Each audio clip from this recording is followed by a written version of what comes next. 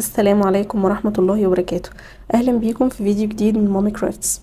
فيديو النهاردة ان شاء الله هنعمل مع بعض غلاف للمصحف، وينفع طبعا لأي كتاب. غرزته سهلة جدا جدا، يعني تحسوا ان الشكل مختلف او ان فيها غرزة مركبة، لكن هي في الحقيقة غرزة في منتهى السهولة. ان شاء الله هننفذها مع بعض النهاردة. اتمنى ان شاء الله ان الفيديو يعجبكم. يلا على طول نروح ونشوف هنحتاج ايه عشان ننفذه. اول حاجة محتاجينها ان احنا ناخد مقاس المصحف بتاعنا. بما اننا هنشتغل الغلاف بتاعنا قطعة واحدة، فهناخد اول حاجة محيط المصحف، اللي هو بنحط متر القياس من اول الجزء ده كده، وبنلف متر القياس على المصحف لحد ما نوصل للناحية التانية خالص. تمام، معايا 31 سنتي. ده محيط المصحف 31 سنتي، وده المصحف الوسط اللي هو مقاس مصحف المدينة، اللي بيبقى 14 في 20، بيبقى عرضه 14 وطوله 20 سنتي. تمام، محيطه 31 سنتي. انا هشتغله قطعة واحدة، يعني هشتغل القطعة اللي جوه اللي بتتلبس في الغلاف هتكون مع الغلاف اللي بره.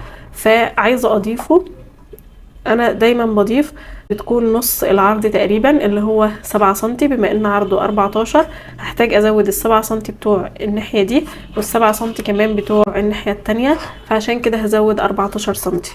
فال31 سنتي هزود عليهم 14 سنتي، فهيبقى عندي 45 سنتي. فالمفروض ان انا القطعة اللي انا هشتغلها تكون في حدود 45 سنتي. يعني ممكن عشان مطة الخيط وان الحاجة تطلع بالظبط على قد المصحف محبوكة يعني كويس وتكون مظبوطة، سلسلة البداية نشتغلها 44 او 43 سنتي. على ما نبدأ نرتفع بالسطور هيبدأ المقاس يظبط معانا بإذن الله. كمان المقاس التاني اللي احنا بنحتاجه اللي هو طول المصحف، اللي هو الجزء ده كده، وده الجزء اللي هنبدأ نرتفع منه بالسطور، هو حوالي 20.5 سنتي بالظبط. يعني ممكن اشتغلها 21 بحيث انه يكون مغطي المصحف كويس، او على حسب طبعا الغرزة اللي انا بشتغل بيها. نقدر نستخدم اي نوع خيوط متوفر عندنا. انا هستخدم خيوط كوتون جولد، هستخدم الثلاث الوان دول. ابرة مقاس 3.5. هنبدأ اول حاجة باللون ده معاكم. اول حاجة بعقدة البداية، وهنعمل سلسلة بداية يكون طولها 44 سنتي زي ما اتفقنا. وكمان عايزاها تكون من مضاعفات الرقم 2، او تكون عدد زوجي بيقبل القسمة على 2. تمام، يعني طول ما انا برتفع هعد 1 2 1 2 1 2، بحيث اني على ما اوصل للطول يكون انا كده كده شغالة من مضاعفات الاتنين. 1 2 1 2. اشتغلت كده سلسلة بداية من مضاعفات الرقم 2 وطولها حوالي 44 سنتي، فطلعت معايا 94 سلسلة. تمام، هنبدأ هنرتفع كمان سلسلة. هنشتغل في الحلقات الخلفية للسلسلة. بما اننا لما نشتغل قطعة واحدة فمش هنعمل اطار خارجي من بره، فعايزين الفينش يكون شكله احلى، ويكون اول سطر هنشتغله يكون شكل اخر سطر هنشتغله. فعشان كده هنشتغل اول سطر هيكون في الغرز الخلفية. يعني دي عندنا السلسلة بتاعتنا اللي احنا اشتغلناها، هنقلب السلسلة كده على الناحية التانية ونشتغل في الاجزاء اللي هي المطبات او الاجزاء اللي هي العالية اللي ورا دي كده. هندخل هنا كده في تاني واحدة بالشكل ده كده، ونشتغل حشو. السطر الاول كله هنشتغله كاساس للغرزة بتاعتنا، فهنشتغله كله بغرز الحشو. تمام، الجزء ده كده هدخل فيه، هاخد الخيط واطلع، وهلاقي عندي على الابرة حلقتين، هاخد الخيط واطلع من الحلقتين. ده بيكون شكل الغرز لما بنشتغلها في الحلقة الخلفية للسلسلة. السلسلة بتكون باينة كلها من تحت كده، وهيبقى شكلها ألطف في الفينش بتاع الشغل. هنكمل باقي السطر كله بغرز الحشو. وصلت الآخر سلسلتين في السطر، هدخل برضو في الحلقة الخلفية بتاعتهم واشتغل حشو. ودي آخر سلسلة، ادخل في الجزء بتاعها اللي ورا ده واشتغل حشو. كده خلصنا السطر الاول، ده بيكون شكله. هنبدأ نرتفع للسطر التاني ان احنا نشتغل سلسلة، وهنقلب الشغل بتاعنا على الناحية التانية، وهنبدأ بقى نشتغل في الغرزة اللي احنا هنشتغل بيها. الغرزة بسيطة جدا جدا، ما فيهاش اي حاجة خالص. ان احنا بنشتغل اول غرزة حشو، او بنشتغل غرزة حشو عادي خالص، واللي بعدها عمود بلفة.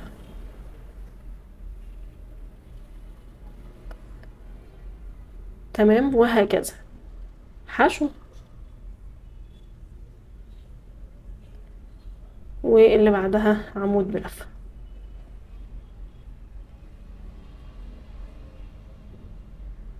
اللي بعدها حشو، يعني بدخل بالإبرة كده، باخد الخيط وبطلع، بلاقي عندي على الإبرة حلقتين، باخد الخيط واطلع من الحلقتين.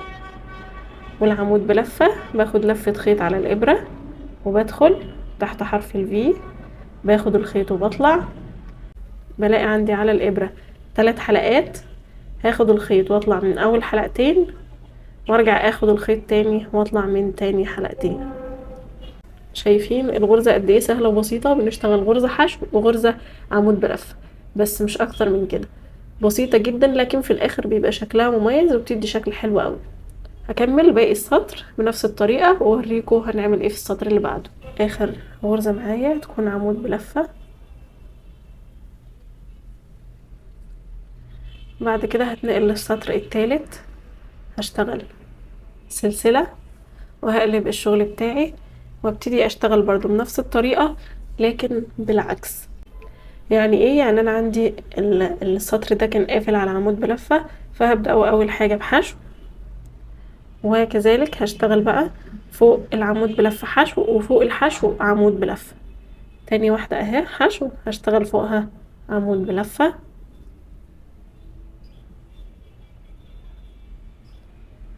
والعمود بلفة اللي بعده هشتغل فوقه حشو، وهكذا لحد اخر السطر،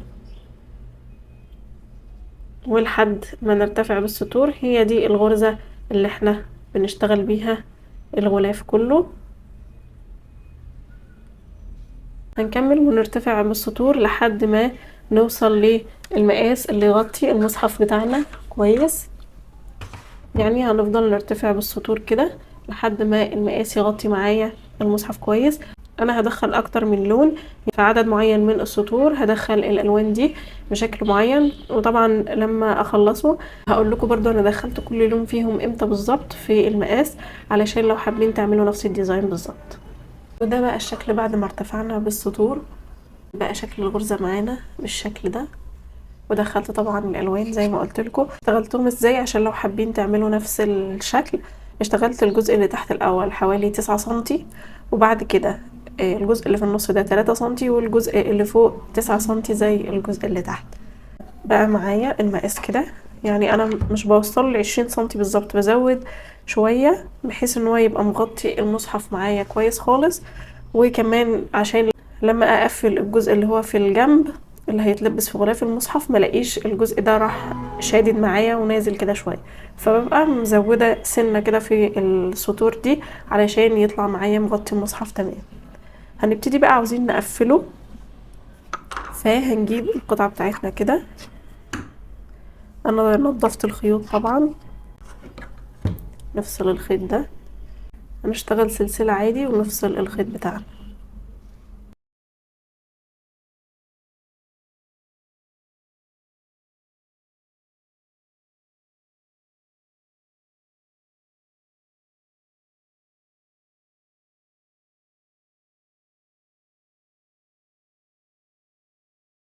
بعد كده هبتدي اجيب المصحف بتاعي واحطه في نص القطعة بتاعتي بالظبط. تمام، وهتني الغلاف عليها بالشكل ده، واحاول بقى اوسطنه خالص ان القطعتين يكونوا نفس المقاس بالظبط. بعد كده هتني الجزء اللي هو هنا كده لحد هنا كده. تمام، وطبعا هتني الجزء التاني برضو، هعلمه بقى الاول بالماركرز، هظبطها كده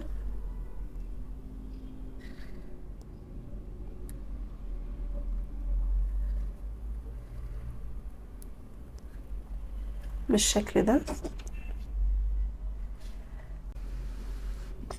وكمان الناحية التانية حاول بقى اخليهم يكونوا قصاد بعض عشان ما يكونش الغلاف بتاعي معوج او في اي حاجة.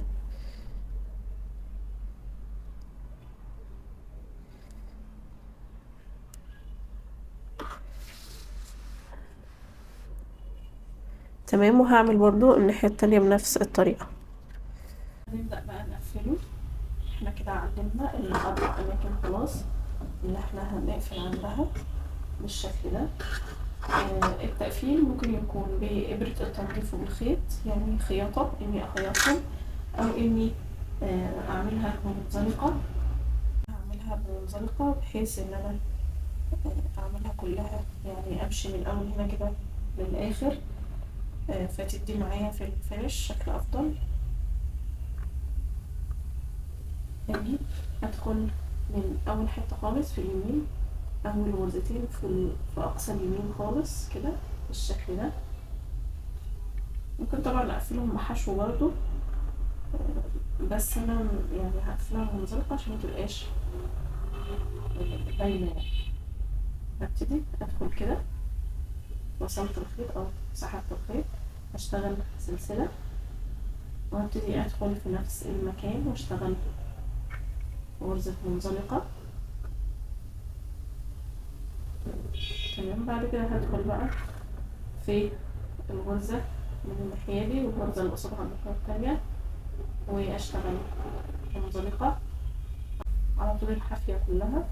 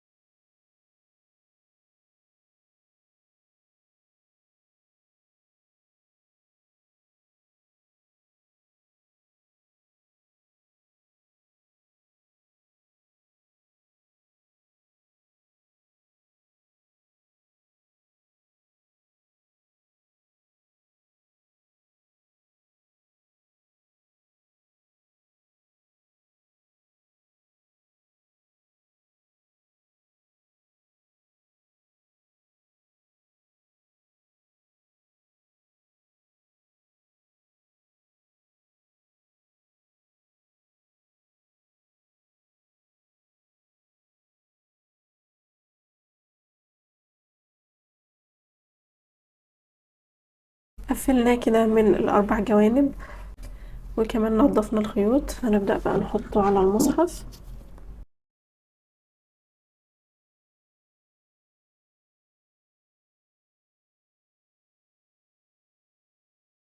وكده شكله النهائي معانا من بره ومن ورا من الجنب. ممكن نسيبه كده، يعني هو ممكن كده كويس. ممكن نضيف عليه بعض الإضافات البسيطة. دي الوردة اللي عملناها مع بعض في غلاف المصحف اللي فات، هحط لكم الفيديو بتاعه في الديسكريبشن بوكس. ممكن نضيف منها كده. ممكن كمان نعمل ورقة شجر زي دي كده ونحطها تحتها. تعالوا نعمل ورقة شجر مع بعض. هستخدم برضو نفس الخيط، بس هستخدم إبرة 3 مش 3.5 زي اللي أنا اشتغلت بيها الغلاف. هبدأ أول حاجة بعقدة البداية، وبعد كده هنشتغل 8 سلسلة، 1 2 3 4 5 6 7 8. هبدأ أول حاجة أسيب السلسلة اللي بعد الإبرة على طول، وأدخل في تاني سلسلة وأشتغل فيها منزلقة. بعد كده الغرزة اللي بعدها هدخل فيها وأشتغل فيها حشو، وبعد كده الغرزة اللي بعدها هدخل فيها واشتغل نص عمود. الغرزة اللي عليها الدور هشتغل فيها عمود بلفة. وبعد كده الغرزة اللي بعدها هشتغل فيها عمود ب2 لفة.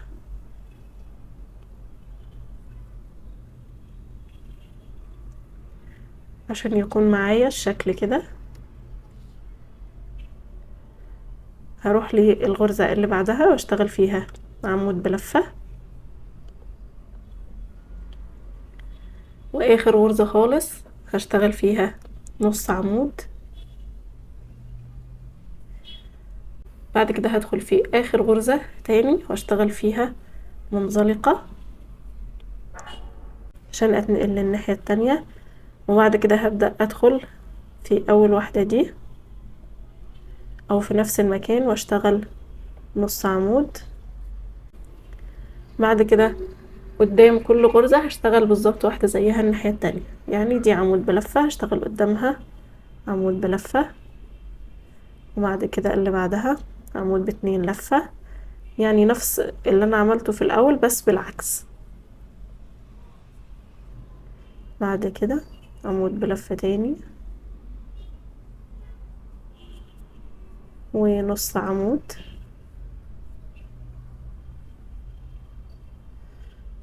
بعد كده حشو، واخر حاجة خالص هشتغل فيها منزلقة عشان يكون معايا الشكل كده. بعد كده اشتغل سلسلة اقص الخيط بتاعي.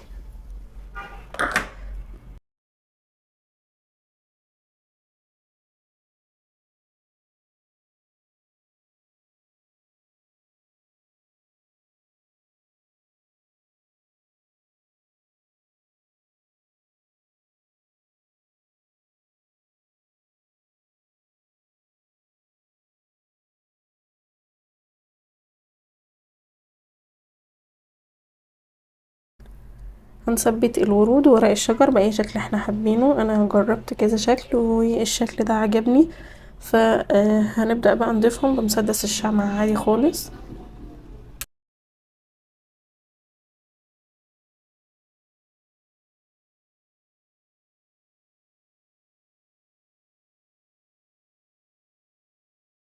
وده شكله بعد ما ضفنا عليه الورد وورق الشجر بالشكل ده. كده شكله النهائي. نقدر طبعا نعمل معاه فاصل متصل، يعني من هنا كده نعمل مجموعة من السلاسل زي ما عملنا في فيديوهين بتوع الغلاف اللي عملناهم قبل كده. انا هعمل معاه فاصل منفصل بحيث ان انا ادخل فيه الالوان فيكون لايق معاه اكتر. استنوا ان شاء الله فيديو للفاصل المنفصل اللي هنعمله. طبعا احنا عندنا اكتر من فاصل منفصل عملناه على القناة، تقدروا تنفذوا اي واحد منهم معاه. اتمنى ان شاء الله الشرح يكون واضح. لو اي حد فيكم ليه اي سؤال او اي استفسار تقدروا تسيبوا لي سؤالكم في كومنت تحت الفيديو، واستنوا ان شاء الله افكارنا الجديدة ومشاريعنا الجديدة، واستنونا وتابعونا.